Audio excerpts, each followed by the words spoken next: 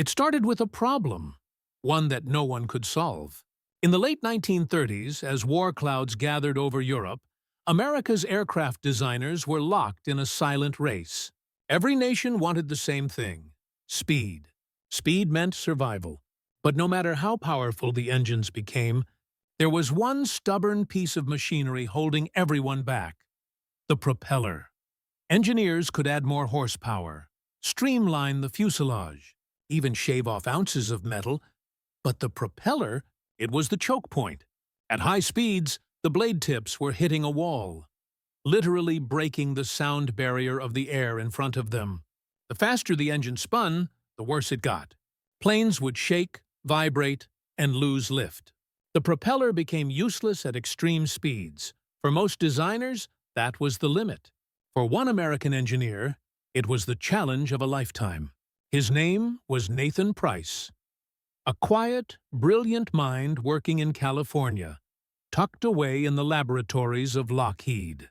He wasn't a celebrity like Howard Hughes or Kelly Johnson, but his obsession would give birth to something the world had never seen. Something that didn't need to push the air with blades at all. The idea struck him while studying the airflow around propellers. He realized the propeller was nothing more than an inefficient air compressor, and compressors already existed in jet turbines. What if, he thought, instead of spinning a propeller faster and faster, you simply removed it? What if the air itself became your propeller? It was a radical thought for the time. The word jet barely existed in aviation vocabulary. To most pilots, engines still meant pistons, crankshafts, and propellers, loud, oily machines that made sense. A jet sounded like science fiction, but in the dim corners of Lockheed's design rooms, engineers like Price were sketching something that would change the future of flight. He began experimenting with a strange design. Not a propeller engine, not quite a jet either. It was a hybrid concept, a turbopropulsive system that used exhaust gases to spin a turbine. And to prove his point, he did something that baffled everyone around him. He cut a standard aircraft propeller in half, literally sliced it down to two stubby blades, and mounted it onto a prototype engine. Colleagues laughed at first. A two-blade propeller was inefficient, unstable, even dangerous at high RPMs. But Price wasn't trying to make it work like a normal propeller. He was testing something else: airflow behavior, compression ratios, and thrust direction. Every spin, every vibration, every ounce of air that passed through the modified blades told him something new. And then came the breakthrough. Lockheed's chief engineer, Clarence Kelly Johnson, saw the data. He realized Nathan Price's strange half-propeller test wasn't a failure. It was a glimpse of the future. The idea could be scaled up. If they could perfect it, it could power a new type of fighter, one that could outrun anything else in the sky. By 1943, the Allies were desperate for speed. German Me-262 jet fighters were already roaring through the skies of Europe, stunning Allied pilots with their impossible velocity. The U.S. needed an answer, fast. Johnson and Price went to work. Together, they would build a secret machine inside a facility that officially didn't even exist: the Skunk Works.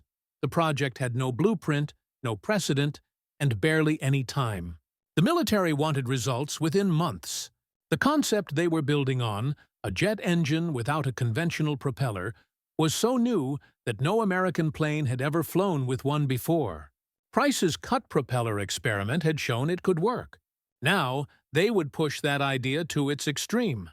The prototype would be sleek, compact, and almost alien compared to the piston-driven aircraft of its time.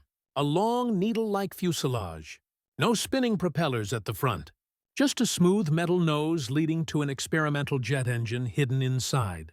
The team called it the Lockheed L-140, later rebranded under military secrecy as the XP-80, Lulu Bell. Every component had to be handmade. The engine, supplied by General Electric, was based on a British design, the Whittle turbojet, but adapted for American manufacturing. Kelly Johnson's team built the rest around it, shaping the body to squeeze every ounce of speed from the new power plant. And at the heart of it all was the concept that started with a sliced propeller. Nathan Price's experiment had proven something essential. That thrust didn't need a traditional blade. It could come from the controlled explosion of compressed air and fuel, channeled through a nozzle. The result? A clean, roaring stream of power that didn't need to cut the air. It became the air. In the desert airfield of Muroc, California, what would later become Edwards Air Force Base, test pilots gathered around this strange new plane. There were no propellers to spin, no roar of pistons starting up, just a deep rising whine as the jet engine came to life. A sound no American pilot had ever heard before. The first flight was a moment frozen in history. The XP-80 shot down the runway, leaving a thin shimmer of heat behind it. The pilot, Tony Livier, lifted off, and in seconds, he was gone. The ground crew barely had time to react. The plane was so fast, so smooth, that it looked like it was cutting through a different kind of sky. When it landed, there was silence. Everyone on that desert field knew they had witnessed something extraordinary. America had entered the jet age. And it all began because one stubborn engineer decided to take a propeller and cut it in half. But that was only the beginning. The success of the XP-80 would spark an entire revolution, one that would change the course of World War II and define the future of aviation forever. The next chapter of this story reveals how that half-propeller idea would not only reshape technology, but ignite a battle between nations to control the skies. Because while Lockheed raced ahead, others were watching, and they weren't about to let America take the lead without a fight. The XP-80, later known as the Shooting Star, was America's leap into the jet age. But its story was far from smooth. Behind the calm confidence of its designers, there was chaos, secrecy, and a growing fear that time was running out. The war in Europe was accelerating, and Germany's Me-262 jet fighters were already striking terror into Allied bomber crews. The Luftwaffe had managed to do what many thought impossible: put jet-powered aircraft into combat before anyone else. The Allied response had to be fast, precise, and flawless, and that's what made the Lockheed project so dangerous. Kelly Johnson had promised the U.S. Army Air Forces a working jet prototype in just 180 days. 180 days to create something no American pilot had ever flown before. A machine with no propeller, no carburetor, and no mechanical link to the old world of aviation. Inside the small cluster of wooden buildings in Burbank, California, the place that would one day be known as the legendary Skunk Works. The team worked night and day. Engineers tested fuel mixtures, airflow systems, and tail designs. They burned through metal, melted compressors, and destroyed countless components trying to tame the new power source. The sound of failure became familiar. Explosions, flames, and silence. And yet, slowly, something emerged from that chaos. The XP-80 wasn't just fast, it was elegant. Its engine didn't roar like a propeller plane, it howled. A rising metallic wail that sent chills through the hangar when the turbines spooled up. Pilots who stood near it during ground tests described the sensation as standing beside a lightning bolt that had learned to breathe. Either secret of that power was the jet engine, a system that compressed incoming air, mixed it with fuel, and ignited it in a controlled explosion. The exhaust gases expanded violently, shooting out the back and propelling the aircraft forward with pure thrust. It didn't push against the air with blades. It rode the reaction of energy itself. The idea was simple in theory, but in 1943, it was a miracle of precision engineering. And through it all, Nathan Price watched silently. His experiments with half-cut propellers had proven the principle that made all of this possible. Air compression, not blade rotation, was the key. Price never became a household name. He wasn't the pilot, nor the face of Lockheed. But his curiosity had opened a door that couldn't be closed again. When Tony Levier, Lockheed's best test pilot, took the XP-80 up for early flight trials, even he wasn't prepared for what happened. On its second major test run, the aircraft shot past 500 miles per hour, faster than any operational American fighter in the world. The acceleration was instant. The controls were smooth, almost too smooth. There was no vibration, no torque from spinning propellers. It felt like flying pure wind, but speed came at a cost. Early test flights revealed terrifying flaws. At high altitudes, the jet engine flamed out without warning. The brakes failed on landing. Once the cockpit canopy cracked from the pressure difference. And because everything was experimental, there were no manuals, no previous data to consult. Every hour in the air was a step into the unknown. Kelly Johnson's team worked relentlessly, fixing, rebuilding, and flying again. The U.S. military, hungry for a jet that could rival Germany's Me-262, began pushing for immediate production. But secrecy was everything. Even many inside Lockheed didn't know what was being built behind closed hangar doors. And then, a tragedy almost ended the program. One of the early prototypes, known as the YP-80A, crashed during testing in England. The pilot was killed instantly. The investigation revealed multiple causes: foreign object damage in the engine, control issues, and mechanical fatigue. But the message was clear.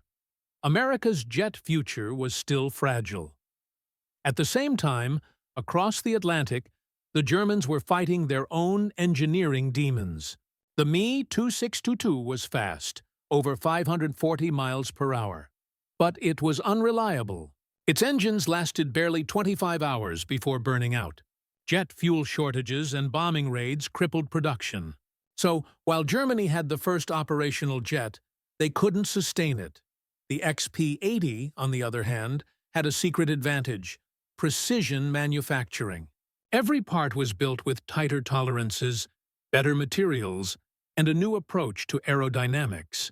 Nathan Price's understanding of airflow, that obsession with cutting propellers and studying pressure differentials, helped Lockheed refine how air entered and exited the jet engine. Each flight brought new discoveries. Engineers learned how hot the exhaust needed to run before efficiency dropped. They experimented with new alloys that could survive temperatures over 1,000 degrees. The once impossible jet age was now unfolding in real time. Inside small wooden sheds, under dim lamps, while the rest of the world slept. By 1944, the XP-80 had reached maturity. It was faster than anything the Allies had. A sleek, green, silver bullet that could reach nearly 600 miles per hour in level flight. Pilots described its acceleration as effortless. The propeller-driven fighters that once ruled the skies suddenly felt ancient. The P-51 Mustang, America's pride, had met its successor. And though the war was nearing its end, the impact of this machine was immediate. The XP-80 didn't just outrun enemy aircraft, it outclassed them. It represented a new generation of flight, one that would render propellers obsolete.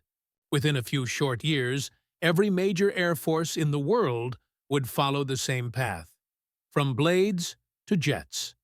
But what most people didn't know was that behind the curtain of victory and innovation, Lockheed was already preparing for something even faster, something beyond the limits of what the human body could withstand.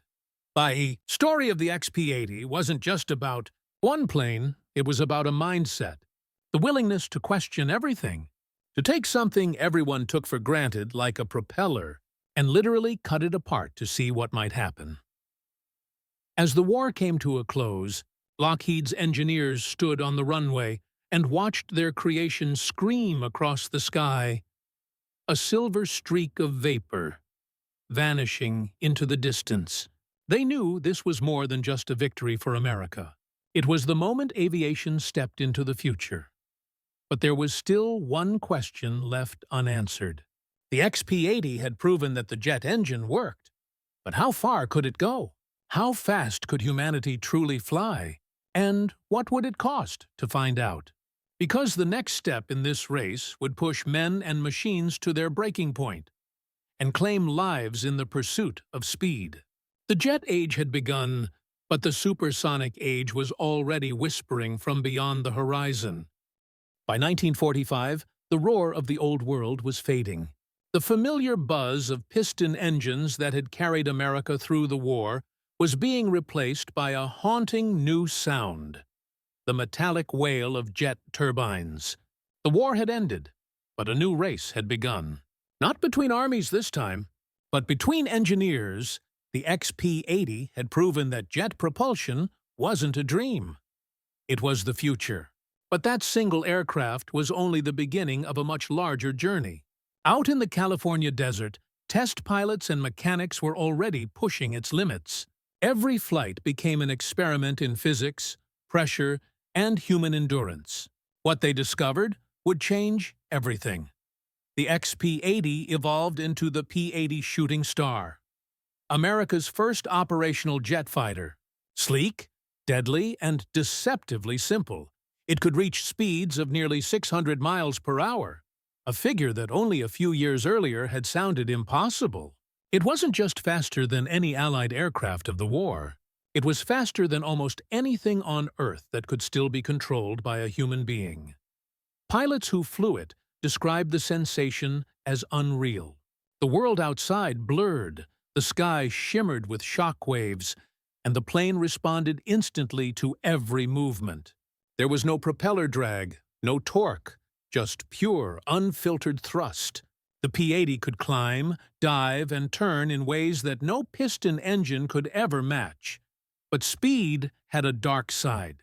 The first pilots to fly into transonic speeds, the narrow, dangerous band just below the sound barrier, began to feel invisible hands tugging at their planes. Controls stiffened, wings shuddered, and engines flamed out. The air itself fought back, compressing into violent waves that could tear a jet apart. The XP-80's success had opened the door to a new frontier, but it was one filled with danger. Engineers realized they had entered an era where air no longer behaved the way textbooks predicted. Every inch of metal, every angle of the wings, every breath the pilot took had to be recalculated. The world of propellers and pistons had been left behind for good. And yet, in a strange way, the future still owed everything to one man's curiosity about those very blades. Nathan Price's decision to cut a propeller in half had set off a chain reaction of innovation. His experiments had led to better understanding of airflow, pressure, and thrust, lessons that became the foundation for jet propulsion. From those first broken blades came the XP-80, then the F-86 Sabre, and eventually the aircraft that shattered the sound barrier itself. The Bell X-1, when Chuck Yeager climbed into that orange rocket plane in 1947 and became the first man to fly faster than sound, he was living out the legacy of those who refused to accept the limits of propeller-driven flight. Every inch of progress, from the desert tests at Muroc to the roaring afterburners of modern fighters, could be traced back to that moment of rebellion, when one American engineer decided to challenge the way flight worked. The jet age didn't just make aircraft faster. It changed warfare, commerce, and the human imagination. Suddenly, crossing an ocean wasn't an ordeal. It was an afternoon. Soldiers who once needed hours to reach a battle could now arrive in minutes. And for the first time in history, humanity's speed outpaced its own ability to comprehend it. But what makes this story powerful isn't just the machines, it's the mindset behind them. Nathan Price, Kelly Johnson, and the Lockheed team weren't working from blueprints or guarantees. They were guided by instinct, curiosity, and an unshakable belief that there was always a better way. They weren't afraid to fail, to burn through engines, or to literally cut apart a working propeller to understand why it worked at all.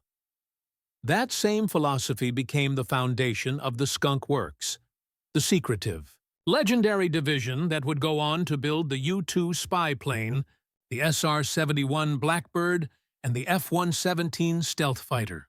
All of it, every daring leap into the unknown, began with that first radical act of innovation. And when you stand today beneath the preserved XP-80 in a museum, it's easy to miss how revolutionary it truly was. Its smooth skin hides a century of ambition. Its empty nose, where a propeller should have been, is more than a design choice. It's a statement, a symbol of the moment when aviation left the age of wood and steel and entered the era of fire and speed. The XP-80 never fought in major battles. It arrived too late to change the outcome of World War II, but its impact was far greater than any single dogfight could show. It marked the point when humanity's relationship with the sky changed forever, from fighting to fly to fighting the limits of physics itself. In the end, Nathan Price didn't set out to build the fastest plane of the war. He wasn't chasing fame or victory. He was chasing understanding. And sometimes, that's where the biggest revolutions begin. Not in explosions or headlines, but in quiet moments of curiosity, when someone dares to ask, what if? The story of the engineer who cut a propeller in half is more than a story about invention. It's a story about courage. The courage to question the obvious, to take a blade that had powered flight for decades and say, there must be a better way, because innovation doesn't start with power. It starts with imagination. And sometimes, to go faster than anyone has ever gone before, you first have to take the thing that everyone believes is essential and break it in two.